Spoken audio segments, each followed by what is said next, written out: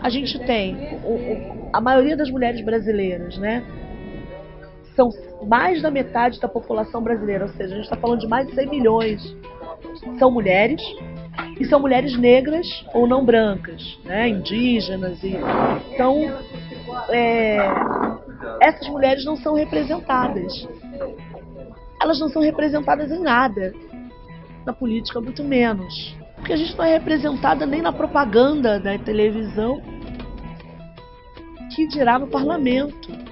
Então essa sensação ela vai perdurar por um tempo, infelizmente, né, da subrepresentação ou até da não representação, que passa também por essa ausência de escuta da necessidade real das mulheres, de políticas públicas que alcancem a necessidade da política do dia a dia, da vida real, do transporte, da creche, da escola, da saúde, do posto. Então isso é representação. Eu me sinto de alguma maneira representando parte ou representando de alguma maneira a minha própria figura, né? Eu mesma, como mulher negra, favelada, periférica, né, oriunda das camadas populares, me sinto representando essa parcela de alguma maneira, né? E na política pública, tentar o máximo possível, acho que respondendo a sua pergunta, né, em relação a como na política, primeiro a nossa presença já é um elemento importante de gerar reconhecimento e possibilidade, de perspectiva de possibilidade de ocupar também esse espaço. Por outro lado, na execução da política, na produção da política, pensar na inclusão dessa mulher ou dessas mulheres no orçamento público. Inserir essa mulher, para além de produzir um projeto de lei, fazer o monitoramento da política, incluir o debate da política para essas mulheres e inserir essas mulheres no debate do parlamento, no dia a dia do parlamento, porque elas são invisíveis nessa discussão. Então isso é fundamental.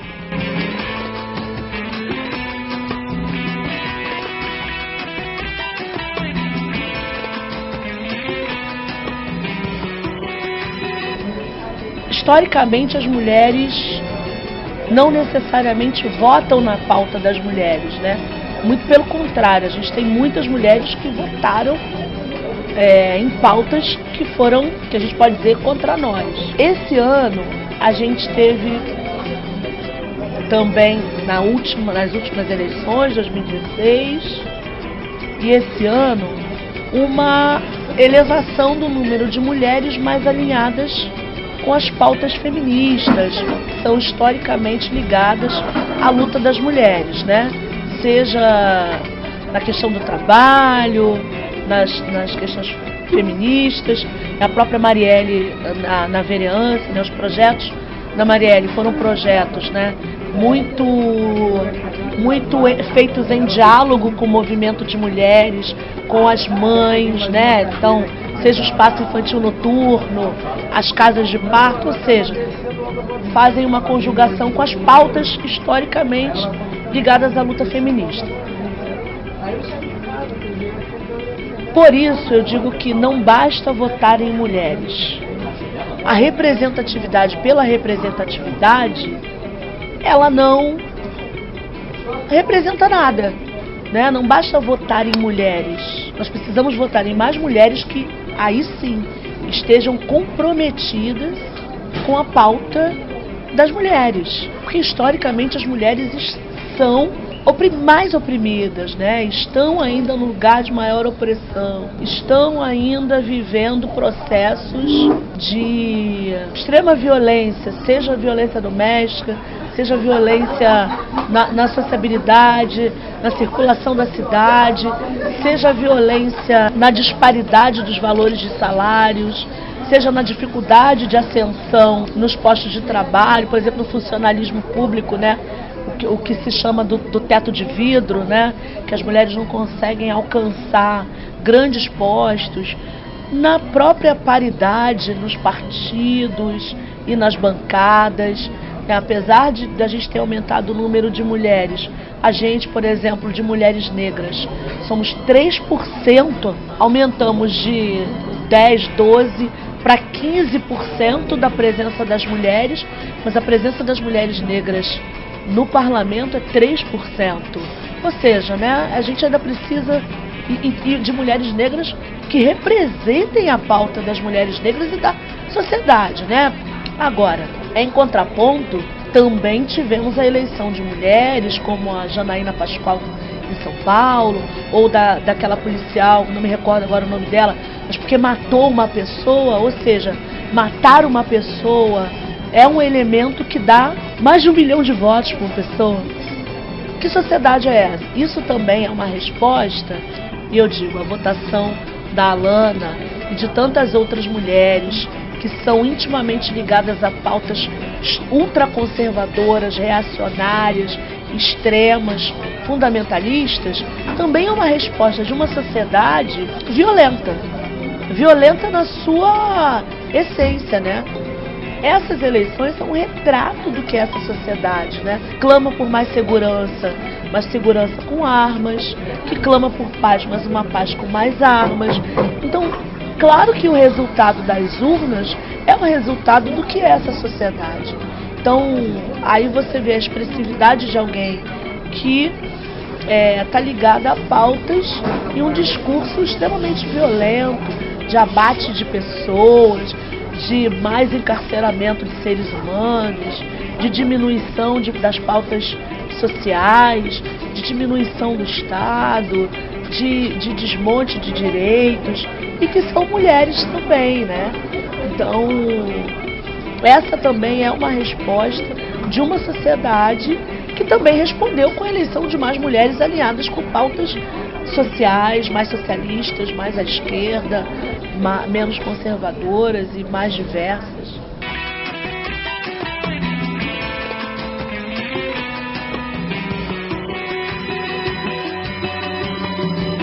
Eu acho que a gente sempre vai ter.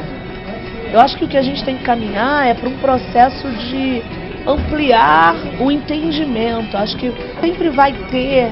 E é importante que tenha. Eu acho que ninguém tem que pensar igual. Eu acho que a gente tem que ter diversidade de pensamento, pluralidade de ideias e de olhares.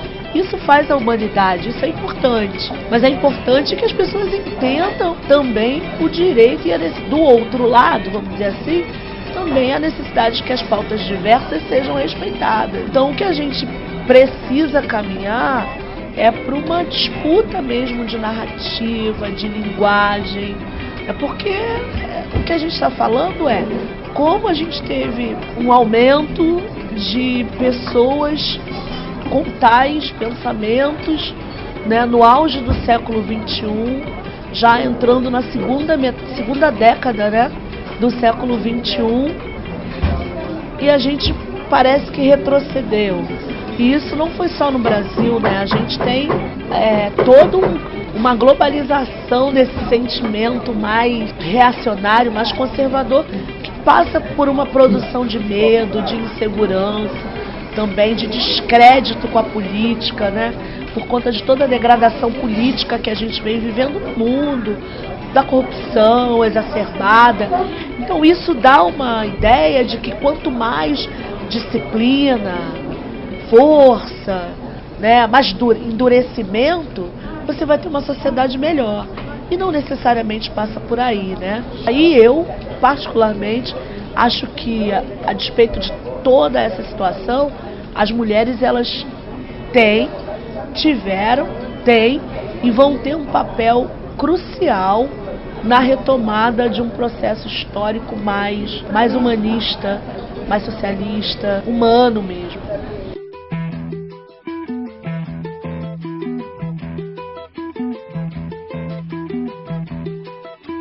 Acho que o dia 29 de setembro, que foi a culminância, né, do que foi Mulheres contra Bolsonaro, culminando no Ele Não, acho que foi uma resposta muito importante e que também foi refletida nas urnas, porque 57 milhões votaram em Bolsonaro, mas 89 milhões não votaram. Então não houve uma maioria, feminina, né? E um elemento importante da gente trazer nessa resposta é que o fato de ele ter ido para o segundo turno foi resposta ao ele não, e ao dia 29 de setembro. As mulheres, sem dúvida, foram um motor importante para virar o jogo de alguma maneira. Agora, respondendo a tua pergunta em relação à resposta nas urnas ou resposta no fazer político institucional a partir do clamor das ruas, do clamor popular, da vontade do povo, acho que a gente vê um eco. Talvez não veja na escala que a gente espera, mas a gente vê resposta, a gente vê movimentações. Por exemplo, se a gente for pensar de um reacionarismo, de um conservadorismo, também foi resposta das ruas, das jornadas de junho. Ou seja, as respostas, elas vêm, não vêm talvez na escala, né, e na amplitude que a gente gostaria, mas, por exemplo, a gente teve um ascenso das mulheres nessa última eleição. A gente teve um ascenso da presença das mulheres, isso é uma resposta às ruas, ao movimento das mulheres, ao diversas, porém não dispersas, à luta feminista. Enfim, talvez a gente ainda não tenha uma resposta na amplitude e na escala que a gente espera, né? Mais imediata, que a gente ainda tem um sistema político extremamente conservador, engessado, que precisa ser mudado, como a reforma política, por exemplo. Mas, ainda assim, a gente tem respostas. Mas é um caminho a percorrer ainda, com certeza.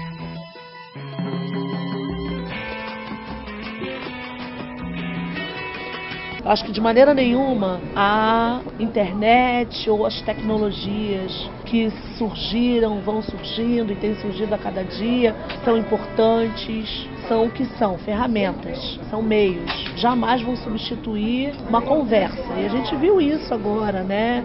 Na última eleição, no vira-voto, na conversa, no diálogo. Daí eu mesma na campanha, o quanto conversar com as pessoas é fundamental. Então jamais uma tecnologia, seja ela qual for, vai substituir o famoso olho no olho, né? O conversar, o sentir a reação das pessoas.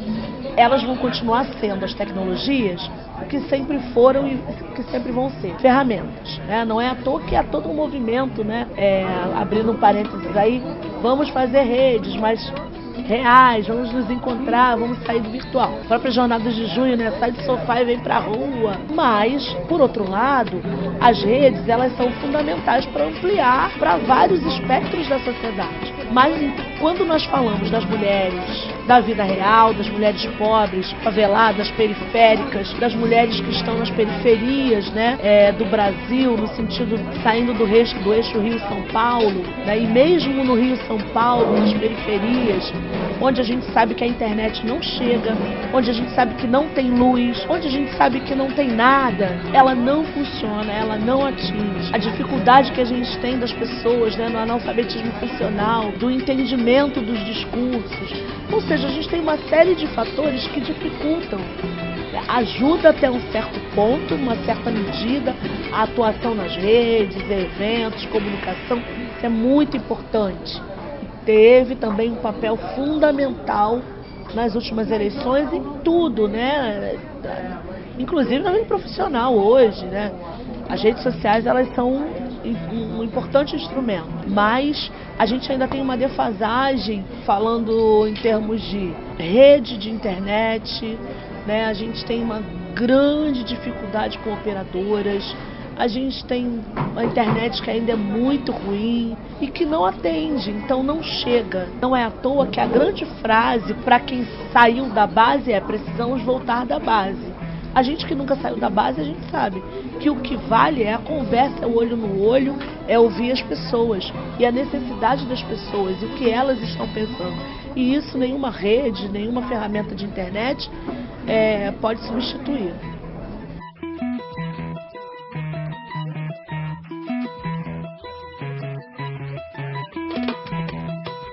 Acho que a gente encontra, a partir de 2019, uma LERJ muito mais reacionária, não tão diferente do que a gente tem hoje, né? Acho que ela se mantém, né, uma LERJ com uma configuração difícil, né, com a presença de grupos e de representação de grupos muito hostis à pauta dos direitos humanos, mais reacionária, né? Porque você tem uma chegada de grupos fundamentalistas, de representação de grupos fundamentalistas. Então acho que um grande desafio, sendo o parlamento lugar do diálogo, da discussão política, né? Da elaboração das pautas, a gente encontra um desafio que é o desafio do diálogo. Então acho que o maior desafio, acho que vai ser encontrar o equilíbrio no coletivo dos 70 deputados e deputadas, no diálogo necessário para a articulação política.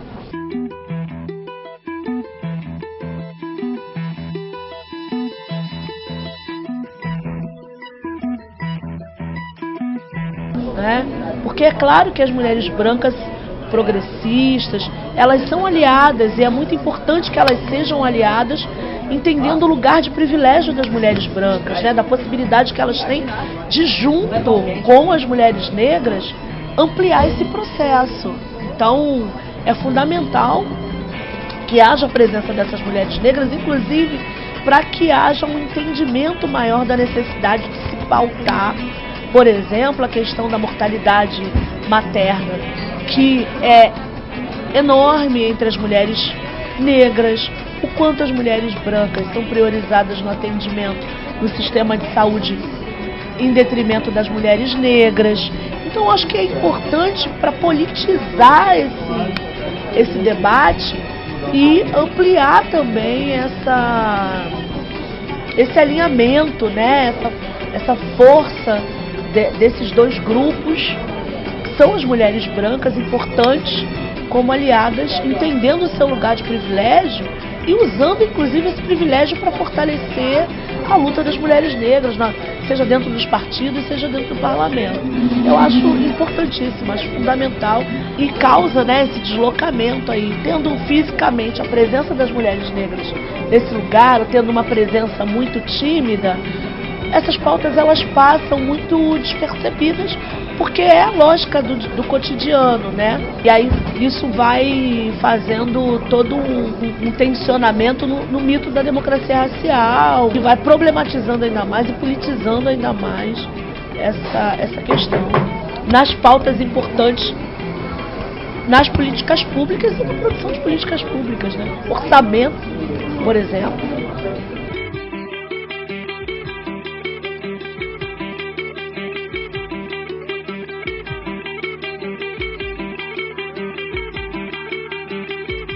Não, muito pelo contrário, eu acho importante.